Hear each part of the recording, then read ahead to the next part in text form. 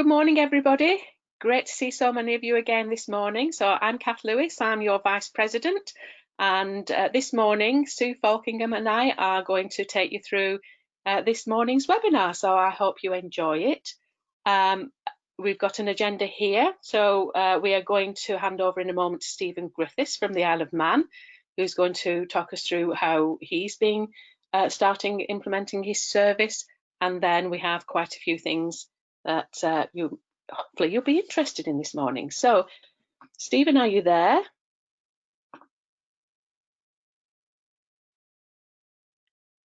Have you got your mic on, Stephen?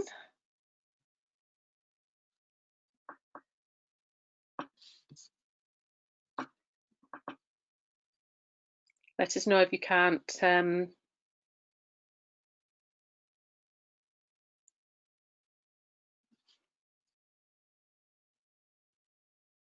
It does say it's not connected to audio at the minute.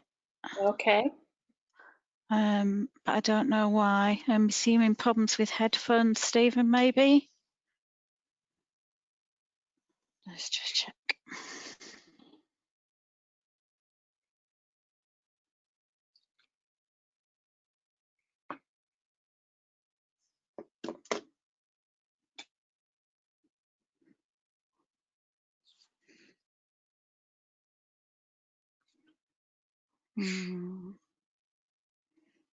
Okay.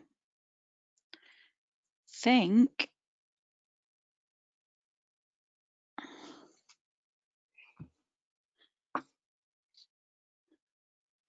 Right, we definitely have no audio from Stephen, so I think we'll skip through those slides and come back, if we may, when Stephen gets his sound sorted. We do think you'll find it interesting. So let's jump forward on the agenda, and this is one of my pieces here. I'm keeping an eye on Stephen to see whether the audio comes on. So I wanted to pick up a few of questions we got after the webinar and during the webinar last time, and those questions were around particularly aerosol generating procedures. So somebody was asking us about the new guidance being clear in regards to wax removal, but not for anything else. They were asking about an AGP issue regarding wet perforations, and what about if the perf is stable? So the first thing I want to say is that there is a definition of what an aerosol generating procedure is, and it was referenced in the joint guidance. It's a new document that was put in there in the last revision, because some more work has been done around the AGPs and the standards with AGPs. Stephen, are you with us?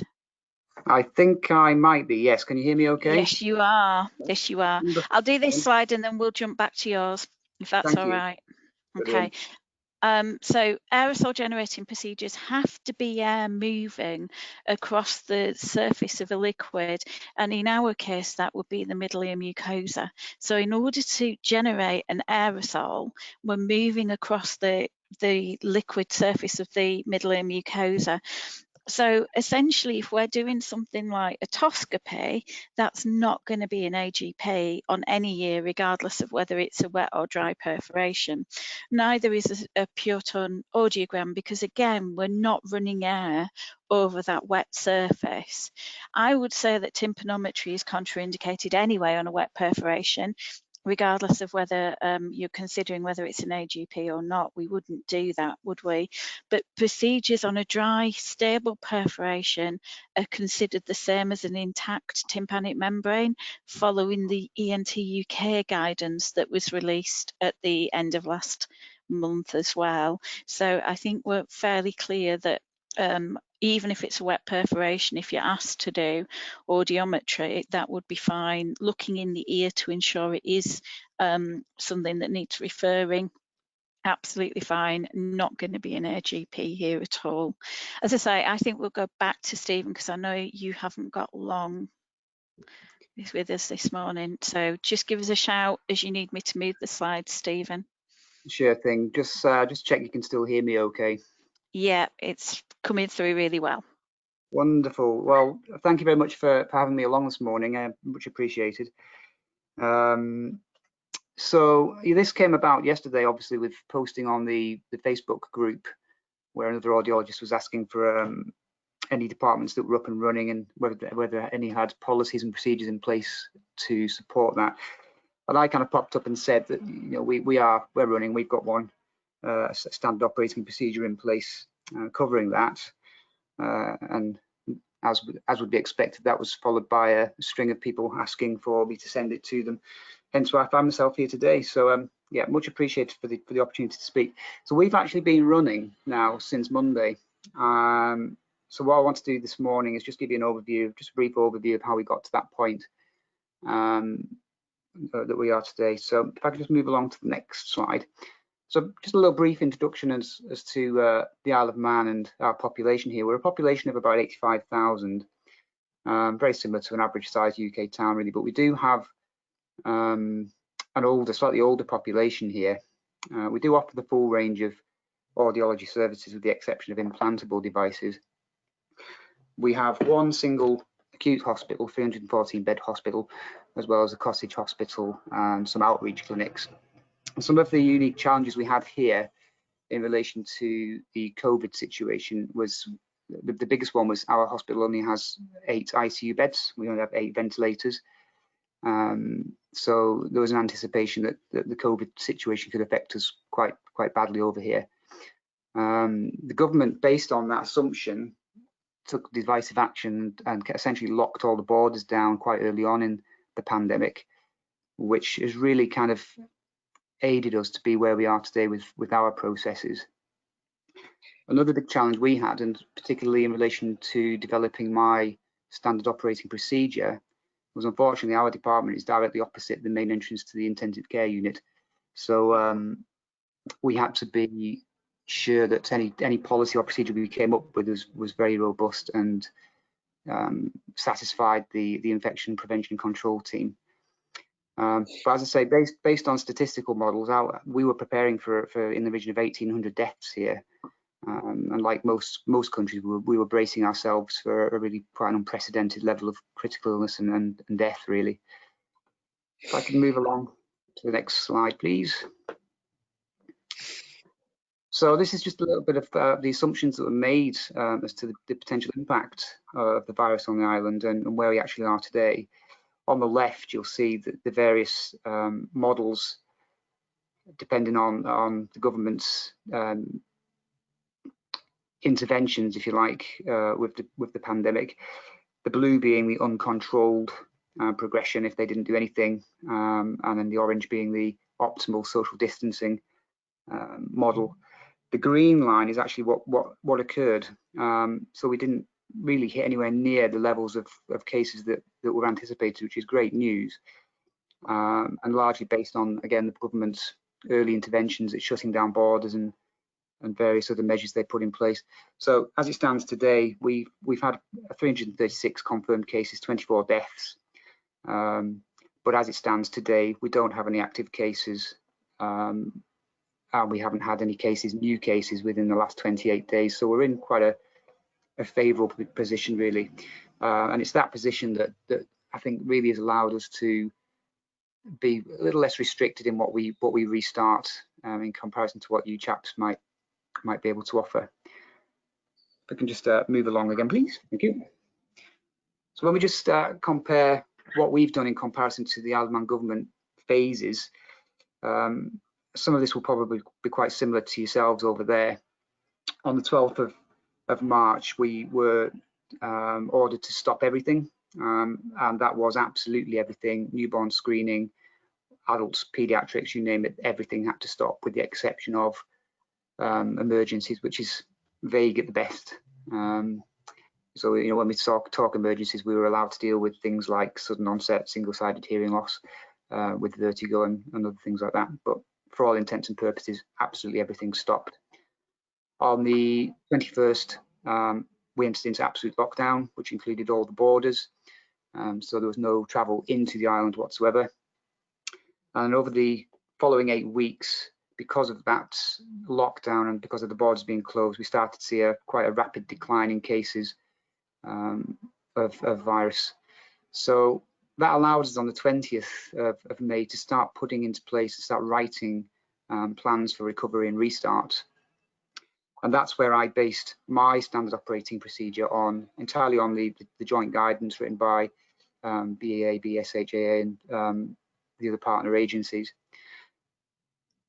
Based on that initial standard operating procedure, we were allowed to resume all newborn hearing screening activity on the 25th of May, with a plan to resume all, well, not all, but a majority of routine face-to-face contact where face-to-face contact is essential from the 15th of June. Given the way things have progressed here, as of this Monday, they've actually abolished social distancing in public, full stop, but it remains in place in healthcare environments. If we can move on, please. Thank you. So in terms of getting my standard procedures approved, the document was largely informed by the joint guidance, as I mentioned, and without that, I doubt very much I would have got it through the ratification process. So I have to acknowledge again the partner agencies for putting that together. It really helped me massively. It is reviewed on a monthly basis now, and the timing of that will coincide with that joint guidance being reviewed alongside the Isle of Man government directives that have been put out. The procedure was ratified by our Bronze Command, so that includes stakeholders from the management executives, infection prevention and control, Director of Public Health. The key points within it really were the focuses on PPE, compliance with IPC procedures, distancing, screening patients before they attend, and mandating that we only do face-to-face where it's essential. So things like follow-up appointments, for example, we're still not to do. And there's a whole list of things, other things that we're going to try and do by virtual means on an ongoing basis. But as I've mentioned already, I think our standard operating procedure in comparison to what you guys will be able to offer is far less restricted, because we're in a much more favourable position. And of course, there's always the possibility we could have a second wave here when they open up the borders again. And to that effect, this standard operating procedure we've written can be cancelled by me with immediate effect if needed. We can move along one, please. I won't read through these, but that's just an idea of what we're currently offering and what we're currently not offering. The list of not permitted isn't indefinite. Some of them clearly further down the line we will start to offer face-to-face again, but we're not looking to offer any of that until probably September time. But everything that's essential to have face-to-face contacts, so first assessments, first contacts, those sorts of things we are now offering unrestricted. Next slide, please. Thank you. So just to conclude on it, really, we've been running now for 3 days. It's still very early days. The positives being that we are seeing patients. Patient compliance and staff compliance with the SOP has been really very good. We've had little by way of failed attendances, and the uptake from the patient perspective has been very good. And the appointments have been going very well. We've not had any breaches, no untoward incidents or anything like that. So it's, for all intents and purposes, going really well. Some of the challenges we've had, clearly the mask situation, which I think you've got some discussion on that coming later, and it's a hot topic at the moment. If I could offer one tip for mask use, it's not just the lip reading and the visual cue issue. When you ask a patient to take off the hearing aids, quite often they'll pull the mask off with them because they get in a bit of a tangle. So there's a number of things to consider with the masks and the problems they cause. And we're still only really operating at kind of 50–60% capacity due to the environmental restrictions we have in place with waiting rooms and things. And we're not yet offering things like tinnitus support groups again and outreach. So if we can move on again, please. I'm just conscious of taking up too much time. So yeah, so that's it really. So I'm not intending to try and preach to anyone that this is the best way of doing it. It's just sharing experience with it really. We do have some unique advantages here. It's still very early days. It is working for us from what we can see, and based on our current progress with it, we are anticipating, provided there isn't any second waves of this, we are anticipating resuming everything by September. So we're keeping everything crossed for that. As I said, I'm not going to naively suggest that this is the gold standard way of doing things, and if you see any flaws in it, please do let me know. I'm as keen to learn from this as everyone else. And that's it really. So I just thought we'll be handing these a quick overview as to where we are. Just a couple of quick questions that I've seen come in. The first one's, how long are your new referral appointments for paediatrics? Paediatrics will be an hour long. Okay. I'm struggling to see questions again, folks, so I'm sort of taking them from other people's chat. You're not having to swab anybody coming into outpatients or ask them to isolate before an appointment? We're not having to do any of that. What we're doing is we're having to ring all of the patients beforehand, 24 hours beforehand, to question them. We've got set questions to run through them 24 hours before they come in. If they're clear on all the questions, then they're able to come in, but they have to be, at this moment in time, they have to be masked along with the clinician as well. Yeah. Have I got any other questions? I'm asking the other presenters if they can see any. No, I can't see any. Excellent. There is a comment about tympanometry that was just a more general one. Oh, hang on, Victoria says there are some more. Just can't see them. Hang on, let's wait.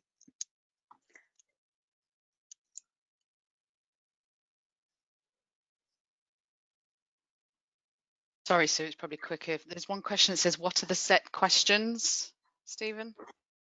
So they're actually in, if people have got access to the operating procedure that I've written, they are in there, but I've got a copy from me. So basically the questions we're asking is, does anyone in the household, does you or anyone in the household have coronavirus? Does you or anyone in the house have a new continuous cough? Do you or anyone in the household have a high temperature of 37.8 degrees C or over? Do you or anyone else in the household have any loss or change in sense of smell or taste? And that's it really. It's a good time to remind people that they can actually download Stephen's SOP from this webinar. So if you look for the handouts section, you can download that there. I think there are a couple more questions, Sue, if that's okay. Yeah. Yep, keep going. In answer to questions, patients swabbed for attending. No. I can, sorry, it's a really weird system where I can see them, but they're really tiny. ENT clinics, Stephen, are you doing those as routine now, or are they not up and running yet? So they are running ENT clinics. They're under some more tighter restrictions than we are, because obviously a lot of their procedures would be considered aerosol generating. But in terms of diagnostics for them, we're offering full diagnostic services to ENT now, with some caveats to that, because we want to try and limit or minimize as much as possible unnecessary contact, as you would imagine. So what we're doing at the moment is we've said to ENT, any patients that have never had a test or are reporting a significant change in their hearing, then we will test them. The ones we don't want to see through at this moment in time are the ones that habitually have annual checks that never change and don't necessarily really need to be seen at this time. Okay. Are your hospital providing the masks for patients? Yes. Yeah. Okay. So we actually have temperature check-in on the doors at the hospital? No. No. No. So I should add, just whilst those kinds of questions are coming through, again, an important point for me to raise is that the island is way ahead of the UK in terms of where we sit with the pandemic at the moment. We don't have any cases in any active cases at all. So they have been able to remove some of those aspects now. Social distancing has gone, for example, in public now. I see. I want to come and see you now. Does your trust have a standard operating procedure for all of the outpatient services, so to ensure consistency across them? So we've all had to, all heads of service in all of the various outpatient departments have had to write their own. They've all then gone to our bronze command. They've met as a team and reviewed every one of the standard operating procedures and approved them. So that it's highly likely as a consequence of each writing their own, there will be variance in them. but I think they're accepting that each speciality probably has its own unique different challenges in some ways. An example of that would be the PPE requirements. So the PPE requirements for ENT may be slightly different from the PPE requirements for audiology, for example. What I would say on the PPE side of it was our infection prevention and control team were really very happy with the guidance issued by the joint guidance, and they signed that off without any hesitation. So that was great. That's really good. And then there was a question about performing telephone or virtual consultations before bringing for assessment, but you've said you're ringing them to ask the questions, but you're not having to do everything virtually if you can, are you? So what we will do, clearly, again, we want to try and reduce as far as possible any unnecessary visits to the hospital if we can. So we are actually combining where the patient is indicated they might benefit from a telephone consultation. We are doing that if it transpires that would be useful. So, for example, if it's a patient that's booked for a tinnitus follow-up, for example, we will ring them and we will go through the questions first, and then we will maybe just ask them how they're getting on. And if they indicate that they're doing okay and they may not need to come in, then we'll conduct it over the phone and cancel the appointment. It's all very subjective and based on that phone call, really. Okay, I think I'm right in saying that that's all the questions for you at the minute. So I'd like to thank you very much for coming, for sharing your SOP with us as well. As we say, you can download that from the webinar. So there is a section for downloads and we have put it in there for everybody to have a look through. And thank you for sharing your email address as well. It's always helpful. I'll just obviously just finish off by saying I obviously put that together quite quickly, and I've had to whip through it quite fast there is. So if anyone does have any questions or any further queries, do contact me, and I'm more than happy to answer any questions by the email. And the same applies if anyone does see any flaws or issues with my procedures. I would really like to know. So feedback would be more than welcome. Okay, brilliant. Thank you very much. Thank you. Okay. So we're back here. There was one question around here, which was for some paediatric patients, we're using tympanometry to see if they have a perforation. My answer to that is we would still have to get the aerosol generating point. So if they've got an earful of wax, you're not going to generate an aerosol with tympanometry because it's not going to touch the mucous membrane. It is about running air over the mucous membrane. So I'm still confident that if you can't smell it, then the chances of you generating an aerosol are much reduced. In the ENT guidance, there is a thing, we have had a sort of personal communication that said that these wet ears, you are, as an experienced audiology, likely to smell, audiology professional likely to smell, is the way that Professor Ray put the statement. So yeah. And then just one thing around air chlorics. So Appendix 7 of the last joint guidance was written by the BSA SIG for balance, so it's balance SIG, and they did talk about air chlorics and chlorics on perforated ears, and generally they did feel that a non-intact tympanic membrane was rarely essential, and you should have a conversation with your ENT about what they really wanted to find out, and were there other tests that you could do instead. So that is contraindicated at the minute. If it's absolutely essential, then you would need to up your PPE to aerosol generating procedure for that particular caloric test. So that is a different table in the national guidance from Public Health England. We've had a lot of questions about air conditioning and air recycling and booths and cleaning booths and walls and all of those things. And there is a huge variation around the country on this. It is really difficult because the majority of guidance that we are seeing is if you have a confirmed or suspected COVID case, what would you do in order to clean the rooms, in order to deal with the air conditioning issue. In reality, when you start to look at the air conditioning issue, there's very little about non-symptomatic screened for COVID in terms of the screening questions that we're all using, patient and air conditioning. The general advice we can see is that this is very different if it's an aerosol generating procedure that you're undertaking, and that aerosol generating procedure again is not anything that we should be doing in audiology at the minute. It shouldn't be coming across as anything being aerosol generating. Still is contraindicated unless you go for full FFP masking that's been fit tested. In terms of air conditioning, there was a really good piece from one of the professors at Leeds University whose whole research and professorship is around air conditioning in buildings. So I'm actually pointing you to a section in a radio programme to have a listen to. There are also a few references around this in the joint guidance, and a few more will be going to the next version of the joint guidance.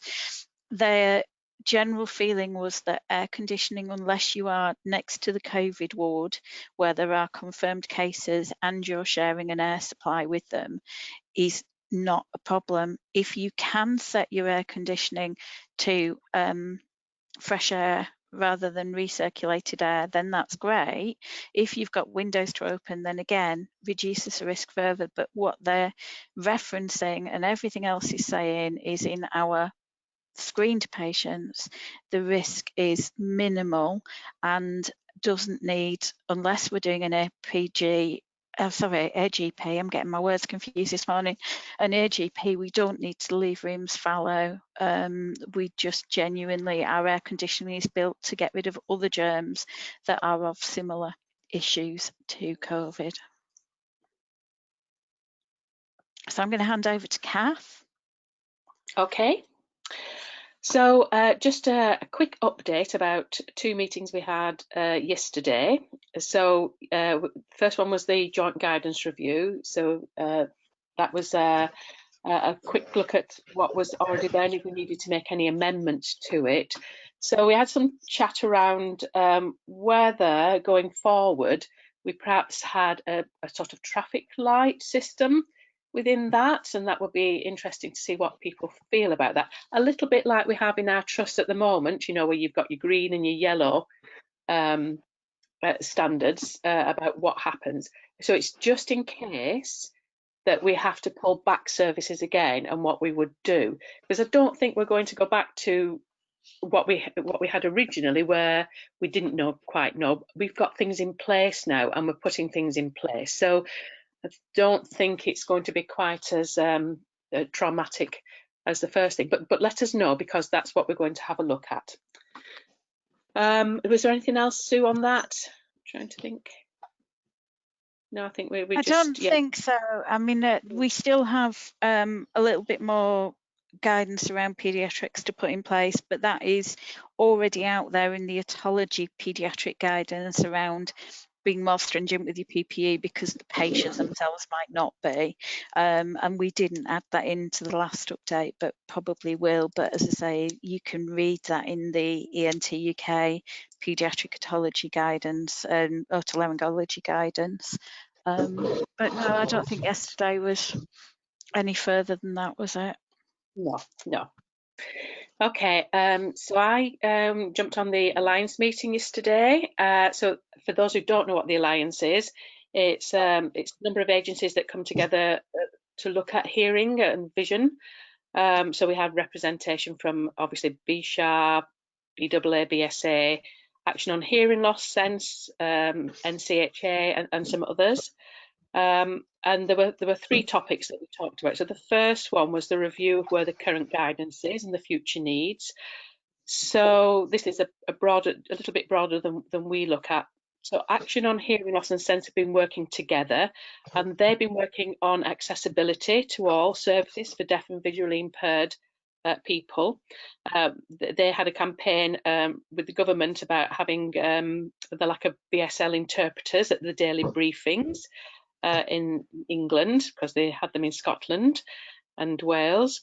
They've also been looking at telephone lines and subtitles being inaccessible in some places. And we talked about the remote appointments that GPs are carrying out and the impact of that on people with hearing loss. We looked at around services restarting. So the private sector are similar to us. They're beginning to restart gradually, and they talked about what they've been putting in place. I fed back about where we are with the NHS and the variation, obviously, depending on where areas are. I did talk a little bit about the the virtual platforms that we've been looking at as well. Optics have already started, so they started yesterday, so that was that came out suddenly for them. So we're a little bit behind that, and that's around waiting for the guidance on restarting adult services. So there has been some, for those who are in paediatric services, you'll have seen that the guidance has come out for paediatrics, but not adults yet. So that should be imminent as far as we're aware, but there hasn't been anything else fed back from that yet. We looked about information needs that are necessary for patient confidence actually coming into our services. So we talked about what information we've been putting out there, advising patients that there will be PPE, that they'll need to wear masks, etc. And then we looked at the implications for services and service models as the system begins to open up. So again, we talked about the joint guidance, we talked about telehealth and the future of this in public and private sectors, and how this is going to impact long term for us. Is this something we're going to continue? How are our patients going to feel about this? So there was a lot of chat around this, and I think there's going to be some research going on. Action on Hearing Loss have put joint bids in with ManCAD to look at this. And then we talked about the strategy for any possible future lockdowns, which is just what we've been talking about before. And then there was a little chat around whether the Alliance should write to NHS England to see if the guidance for restarting services could be moved forward. That was about it, really. Okay. So, can I pass now over to Jason to update us on the NHSP working group? Are you there, Jason? I am. Hello, morning. Can everyone hear me? Yep. Okay, fabulous. So, yeah, basically the new guidance has been published. So thank you very much to both the team at PHE and both the clinical group and the steering group that helped put this together.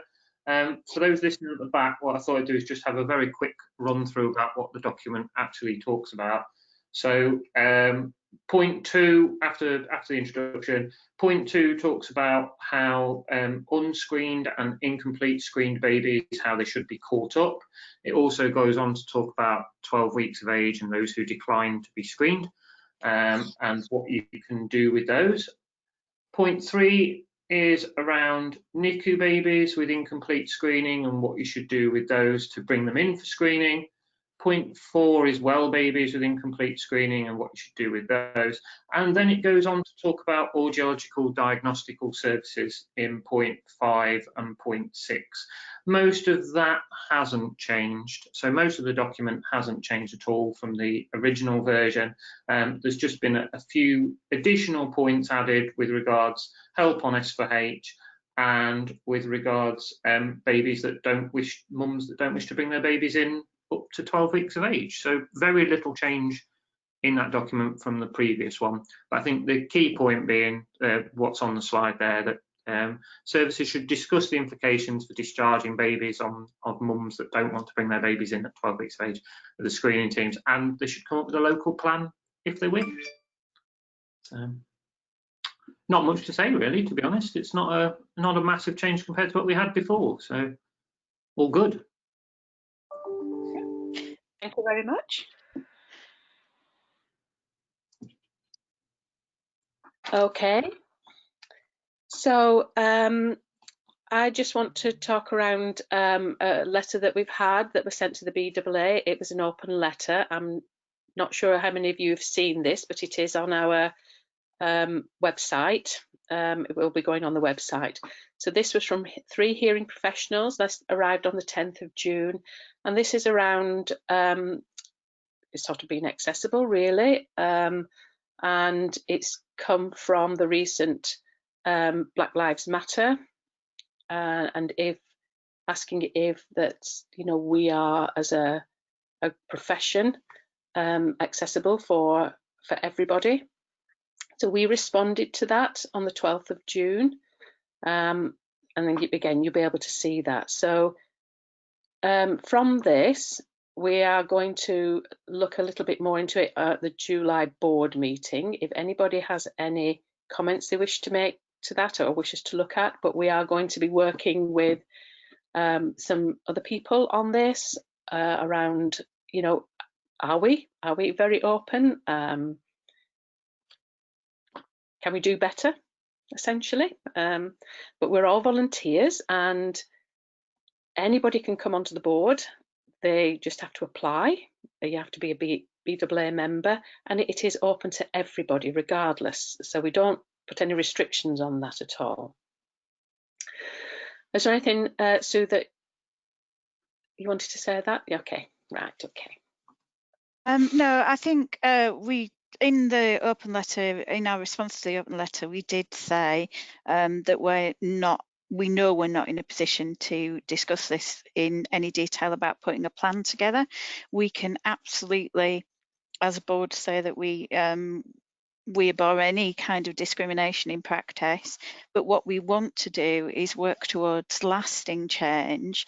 So although we're asking a professional to come in and to help us and work with board in the July meeting, that's to put a plan in place that will be implemented quickly but effectively to make long-term changes, both for us as a board, as a professional body, and hopefully as a wider profession we can influence as well.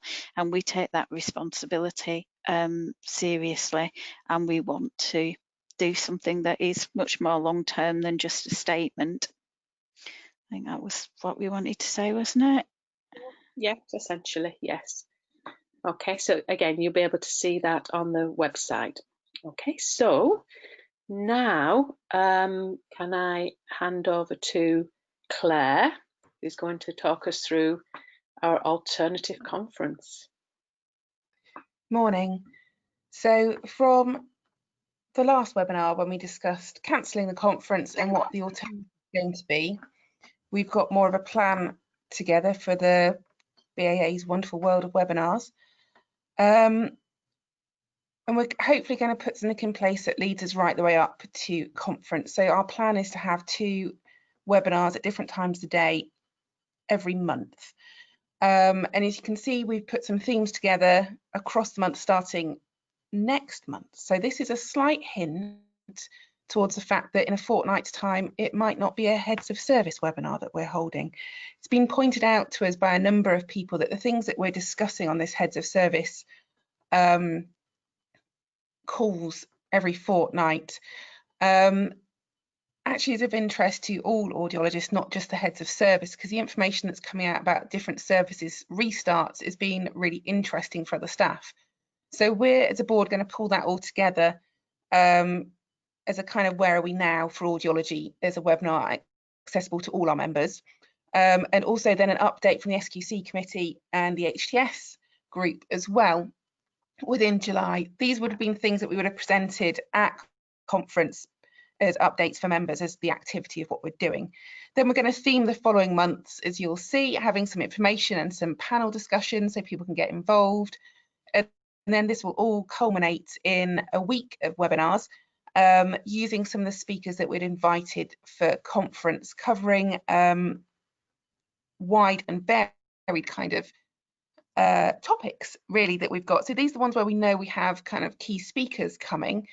But what we're also going to do, so if you can move on to the next slide, is open up to posters.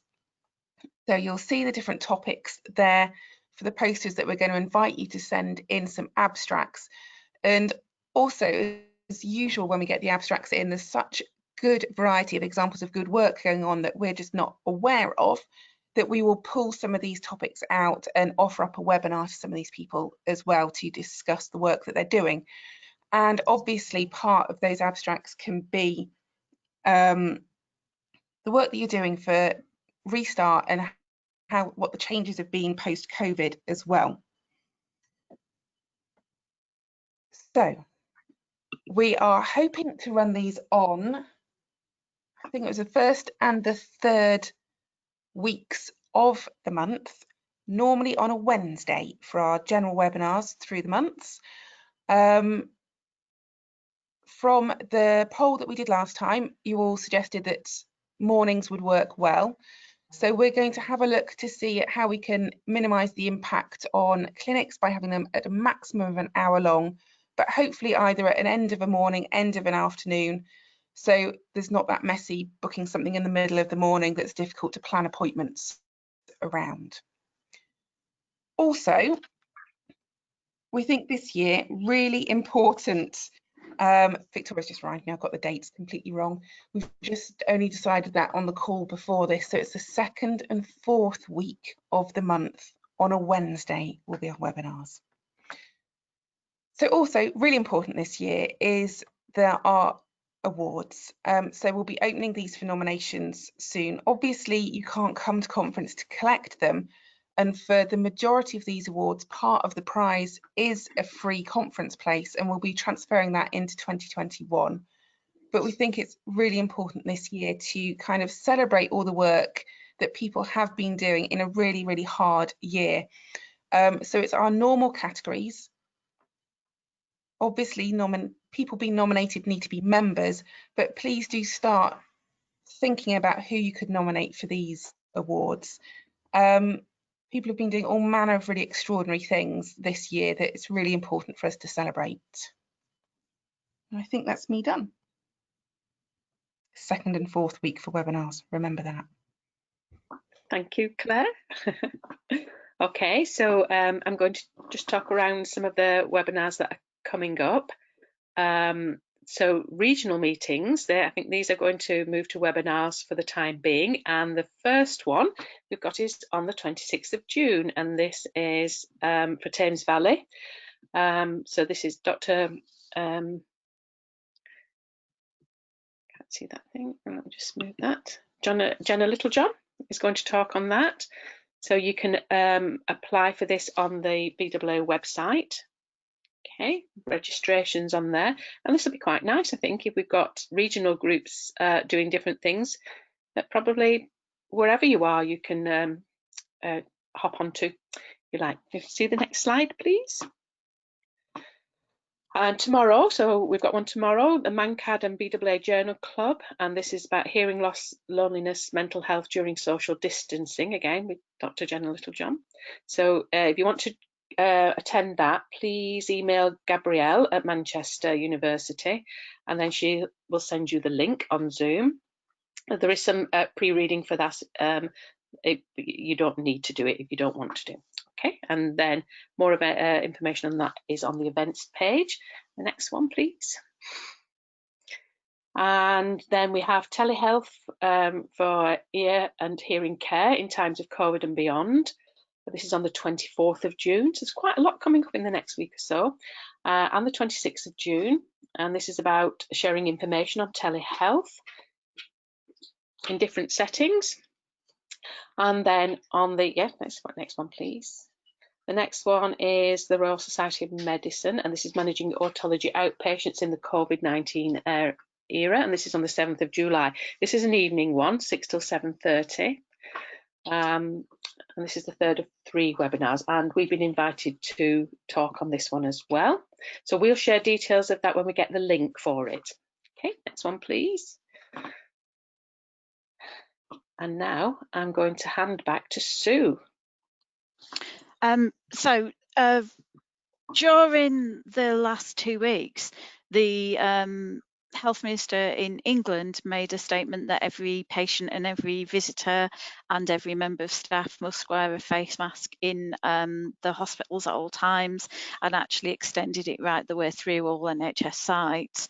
And we felt as a board that we needed to do something, to say something, and to try and stir up some action in members as well. So we did ask people to write to their MPs. We asked people to, we wrote to Matt Hancock, Sir Stephen Simons and Sue Hill. We were trying to be very clear that this wasn't just about we want to take our face masks off. This was about trying to encourage that production of the masks that are underway, well, not underway, but they're testing at Adam Brooks from their clinical engineering department. It was trying to make sure that that doesn't drop off anybody's agenda, because although it's been championed by Sue Hill, it was important that A, it's got funding, and B, that it's got stuff to do in terms of making sure that we get there with the masks as quickly as possible, that meet our required standards. We also asked them to think about NHS staff who are deaf or have a hearing loss, and asked them to think about extra funding available for them for things like remote microphones, for an extra assessment, provision of tablets that they can use in their actual jobs rather than having to use their own, how it was going to be accessed and how equitable it would be. We wanted to make sure good communication tactics went out. So we were very clear in our letters that we didn't want to say we don't want people wearing masks. Ideally we don't, or we want them wearing clear panel masks, but the safety and the reasons for doing it are important at the moment. So we asked people to send the letters, and actually we've had some success here. So the template letter went onto our social media, our website, and into our newsletter. And one of the things we asked them to do was to share a very simple graphic that we've shared with you before from Susan Griffiths, who's an audiologist, because we just wanted some more deaf awareness out there around the NHS. And we know that this was shared to all directors of nursing, medical directors, infection control leads, accountable officers, and COVID leads at the end of last week. So in some respects, we got exactly what we wanted at that point, and that was great. And we do know it went out. How far it got from there, and being able to officially say that this went out, is difficult because we haven't had sight of an official response as yet from anybody there. But yesterday it became really clear that there is quite a lot of action going on, and the first thing was that the Clearview face masks have been highlighted by NHS Supplies, and the masks are being ordered for the NHS.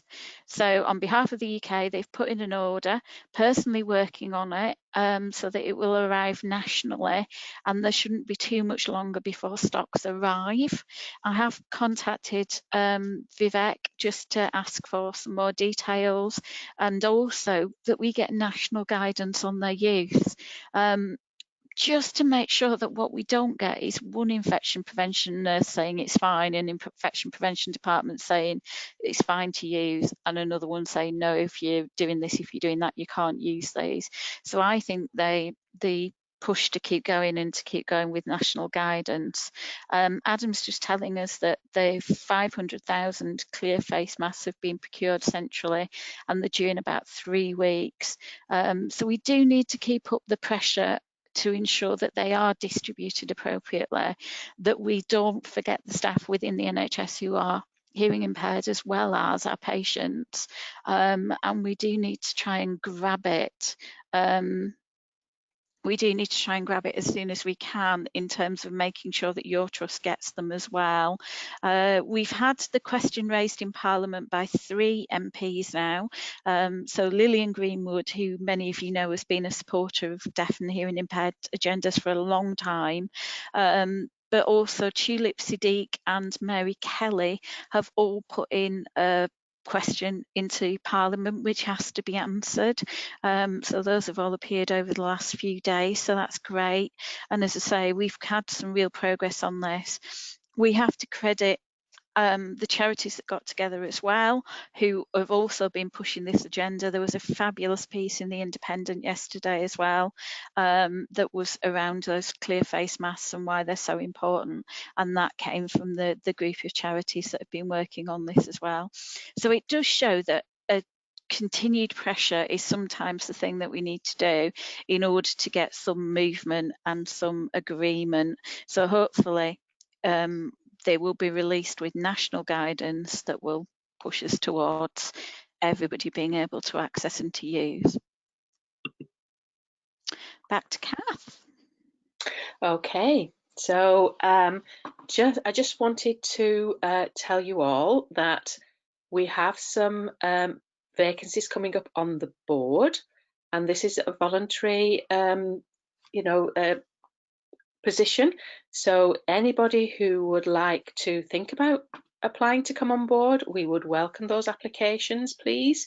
Think about what, I know there's a lot of people out there who would love to do what we're trying to do, and that is about promoting our profession, making a difference, and strengthening ourselves. Okay, so please do think about it and start that application. And then we have one coming up on one of our subgroups, which is pubs and comms.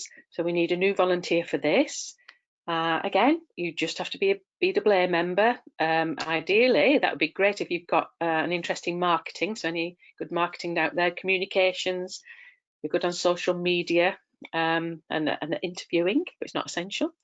So please email us, admin@baaaudiology.org, and then we'll get back to you. So thank you to Claire Lingard, and she's just stepped down, and that's created this vacancy now. So she's volunteered for many years on this. So thank you very much, Claire. Next slide, please.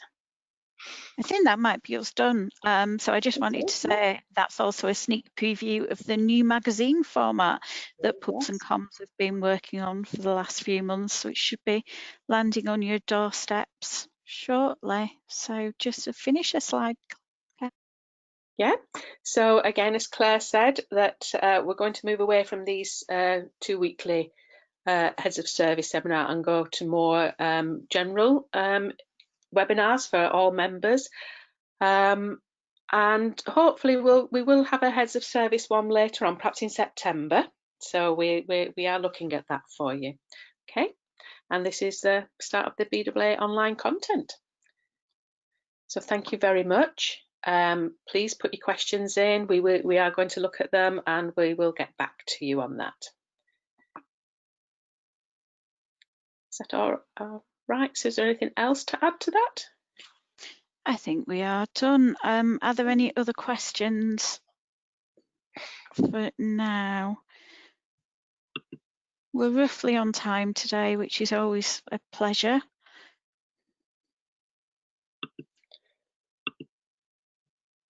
Yeah, okay. I'll just have a look at some of the questions. I'm just about the poster. Have we got a copy of that somewhere? I think, yes, we have. I think Victoria's picked that one up. Have you? Yeah. Yeah. Okay.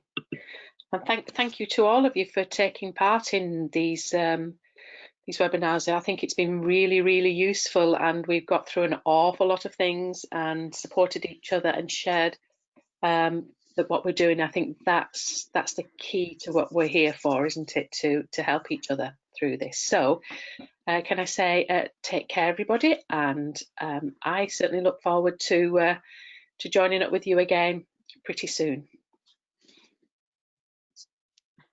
Okay, we'll end the webinar now. Thank you very much, everybody.